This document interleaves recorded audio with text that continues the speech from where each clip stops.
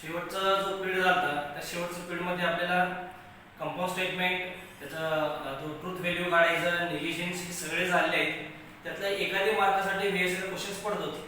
आता ह्या लॉजिक मधला सगळ्यात मोठा किंवा सगळ्यात इम्पॉर्टंट पॉईंट जो आहे तो पॉईंट असा आहे statement pattern, logical equivalence, tautology, contradiction, continuancy किंवा नायदर. आता one by one table wise बघूया. तो स्टेटमेंट पॅटर्न आहे. स्टेटमेंट पॅटर्न कशाला म्हणायचं? स्टेटमेंट लेटर आणि जे कनेक्टिव्ह असतात त्याची प्रॉपर कॉम्बिनेशनला स्टेटमेंट पॅटर्न म्हणतात. समजा तुम्ही एक एक्झाम्पल दिले P implies Q and Q implies P. हे P Q हे जे आहेत ते स्टेटमेंट लेटर्स आहेत आणि implies and आणि हे implies परत जे सांगा हे आपल्याला कनेक्शन म्हणून यूज करतात. ह्याची कॉम्बिनेशनला काय म्हणायचं? Statement pattern. आता लॉजिकल इक्विव्हॅलेन्स म्हणजे काय? पहिला स्टेटमेंट आणि राईट साइड मधलं स्टेटमेंट हे दोन्ही जर आपल्याला इक्विव्हॅलेंट दाखवायचे असेल त्याची ट्रूथ टेबल काढायचं, त्याचं ट्रूथ टेबल काढायचं, दोन्ही जर ट्रूथ व्हॅल्यू जर सेम असेल त्याला काय म्हणायचं? Logical equivalence. आता नेक्स्ट जो पॉइंट आहे तो टोटोलॉजी, कॉन्ट्रडिक्शन, कंटिन्युएन्सी. आता तुम्हाला एक क्वेश्चन देतात फाइंड किंवा construct the truth value of following statements. पहिल्यांदा PQ वर घेऊन त्याचं ट्रूथ टेबल काढायचं, शेवटचं कॉलम बघायचं. शेवटच्या कॉलम मध्ये जर सगळे T असेल, जर ट्रूथ व्हॅल्यू फाइंड केल्यानंतर सगळे जर T ट्रूथ व्हॅल्यू जर असेल त्याला म्हणायचं टोटोलॉजी आणि लास्ट कॉलम मध्ये सगळे जर F असेल त्याला म्हणायचं कॉन्ट्रडिक्शन. आता कॉन्टिन्युएन्सी म्हणजे काय? नायदर T नॉर F म्हणजे मिक्स टाइप आले TF या टाइप मिक्स टाइप जर आले मग त्याला म्हणायचं कॉन्टिन्युएन्सी, अदरवाइज नायदर. हे लक्षात घ्या आणि त्याचं नोट्स मी प्रोव्हाइड करतो. आता 1.2 मधला जो पहिला क्वेश्चन आहे, पहिला क्वेश्चन म्हणजे कसा? Construct the truth table for the following. हे आपल्याला 2 मार्कासाठी पडतात. त्याचा पहिला एक्झाम्पल बघा. काय पहिला एक्झाम्पल आहे? P implies Q and Q. एक ब्रॅकेट घेतले परत implies P घेतले. म्हणजे हे घेताना पहिल्यांदा आपल्याला 2 स्टेटमेंट घ्यायचे. आता 3-4 स्टेटमेंट्स आहेत. पहिल्यांदा आपण 2 घेऊया, नंतर आपल्याला 4 घेता येतं किंवा 3 घेता येतं. P Q.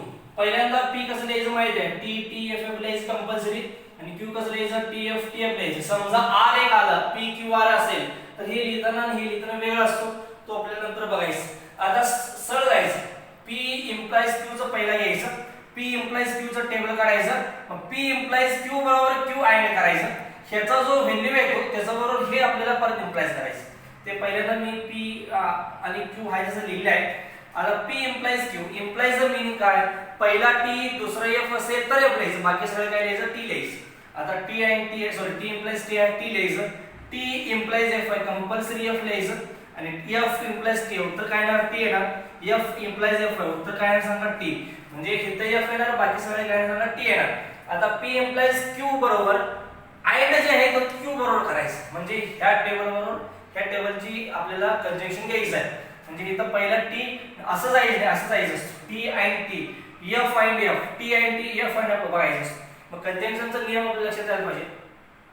दोन्ही जर T असेल अँड असेल तर आपल्याला T लिहायचं, बाकी सगळे काय लिहायचं? F लिहायचं. T and T उत्तर आहे T. F and F आहे चालत नाही, हाय तसं लिहायचं, उत्तर काय येणार सांगा? F येणार. T and T आहे उत्तर काय येणार? T येणार. F and F आहे उत्तर काय सांगा? परत F येणार.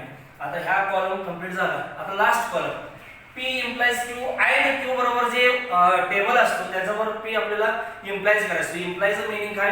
पहिला T पाहिजे, दुसरा F पाहिजे, मग F, अदरवाइज सगळे T लिहून टाकायचं. आता ह्या टेबलवर P इथं बघायचं. कन्फ्यूज होऊ नका. इथं Q आहे, इथं P आहे. पहिल्यांदा ह्या टेबल घ्यायचं, नंतर P घ्यायचं. सो T implies T आहे उत्तर येणार T. F implies T आहे उत्तर येणार T. T implies F आहे उत्तर काय सांगा? F येणार. आता लास्ट F implies F उत्तर काय सांगा? T. ह्या टाइपचे आपल्याला कन्स्ट्रक्शन करायचं आहे. बघा पहिल्यांदा P Q व्हायचं लिहायचं, कंटिन्यू जायचं. P implies Q डायरेक्ट असं घेता येत नाही, P आणि Q घेता येत नाही. P implies Q घ्यायचं, पहिल्यांदा त्याचं टेबल काढायचं, नंतर P implies Q चे जो टर्म आले ते Q बरोबर इम्प्लाइज सॉरी कंजंक्शन घ्यायचं. ह्याचं व्हॅल्यू P बरोबर परत इम्प्लिकेशन घ्यायचं. ते घेतल्यानंतर जो टेबल येतो तो टेबल सगळ्यांचा सेम यायला पाहिजे. इथं आणि इथं जर कुठे जर चुकला तर तुमचा 1 मार्क्स कट होऊ शकतो. ह्या टाइपचं नेक्स्ट एक्झाम्पल आता बघूया. Next example P and negation Q double implies P implies Q. हे 2 चे एक्झाम्पल आहेत, म्हणजे PQ चे एक्झाम्पल आहेत. PQ एक्झाम्पल जर असेल तर पहिल्यांदा P आणि Q हायच लिहायचं. P कसं लिहायचं सांगितलं तुम्हाला? 2T 2F आणि क्यू कसं लिहायचं, एक टी एक एफ लिहायचं. तर 3 स्टेटमेंट असेल तर तो नेक्स्ट एक्झाम्पलला बघायचं. आता इथं पहिल्यांदा बघायचं कनेक्शन कुठलं आहे, निगेशन क्यू आहे, मग निगेशन क्यू लिहायचं. समजा एक्झाम्पल मध्ये निगेशन पी असतील तर तो निगेशन पी सुद्धा आपल्याला लिहावं लागेल.